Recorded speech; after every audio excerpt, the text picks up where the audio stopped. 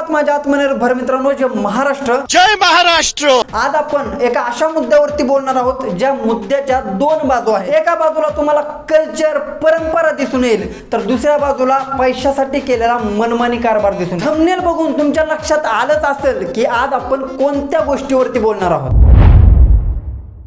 आता तुम्ही सगळ्यात अगोदर आपल्या महाराष्ट्राचं कल्चर परंपरा राखून जे नृत्य केलं जातंय म्हणजेच आपली लावणी ते अगोदर बघून घ्या।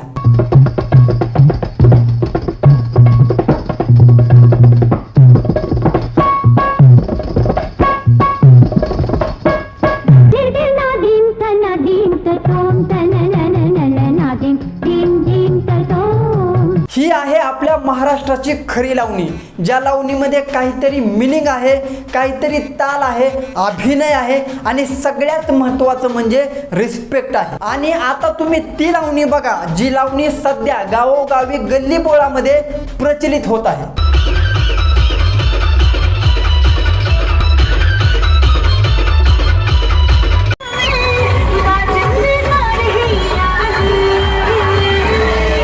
मित्रांनो ही लावणी बघितल्यानंतर मनामध्ये सगळ्यात अगोदर एक प्रश्न निर्माण होतोय आणि तो म्हणजे खरंच महाराष्ट्राचा बिहार झालाय का?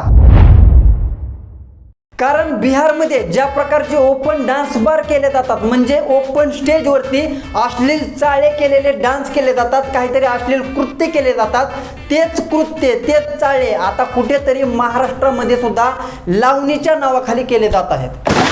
म्हणजे जी लावणी महाराष्ट्राची एक संस्कृती आहे त्याच लावणीमध्ये आताचे जे लावणीकार आहेत थोडक्यात ते काहीतरी अश्लील चाळे करून त्या लावणीचा अपमान करत आहेत आणि लावणीसोबत आपल्या महाराष्ट्राच्या संस्कृतीचा सुद्धा अपमान करत आहेत। खाली अश्लील सादरीकरण करणाऱ्या कार्यक्रम आणि कलाकारांसाठी सेन्सॉर बोर्ड स्थापन करण्याची मागणी करण्यात आली आहे। राष्ट्रवादी चित्रपट सांस्कृतिक विभागानं मुख्यमंत्र्यांकडे ही मागणी केलेली आहे। मित्रांनो ही जी मागणी केलेली आहे ती मागणी खरंच योग्य आहे, कारण जी खरी संस्कृती आहे, खरी लावणी आहे, खरे लावणी करणारे जे कलाकार आहेत त्यांचा कुठेतरी ऱ्हास होत आहे असल्या या अश्लील चाळे करणाऱ्या लावणीकारांमुळे।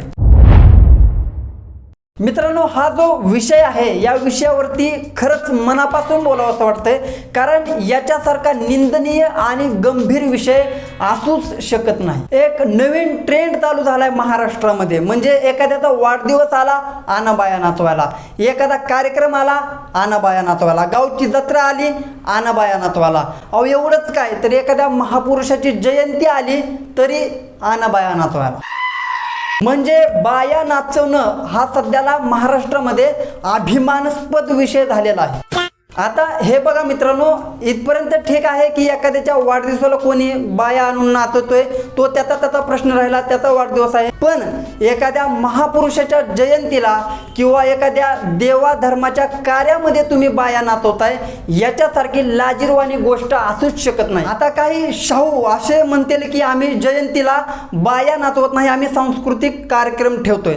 हे बघा मित्रांनो, सांस्कृतिक कार्यक्रम वेगळा आणि बाया नाचवणं वेगळं, कारण सांस्कृतिक कार्यक्रमामध्ये लावणी हा विषय जरी येत असला तरी ज्या प्रकारच्या बाया या लावणीच्या नावाखाली जयंती दिवशी नाचत आहेत ते कुठेतरी चुकीचं आहे, म्हणून यावरती बोलावं लागतं। तर मित्रांनो आजच्या व्हिडिओमध्ये इतकंच, जाता जाता एवढंच बोलेल की लावणी म्हणजे अश्लील चाळे नाहीत, लावणी ही आपल्या महाराष्ट्राची संस्कृती आहे आणि तिला आपण सगळ्यांनी जपलं पाहिजे। तर बस मित्रांनो आजचा व्हिडिओ आपण इथे संपवू, लवकरच भेटू पुढच्या व्हिडिओमध्ये, तोपर्यंत राम राम। गावाचं पाखरू बसलंय डौलात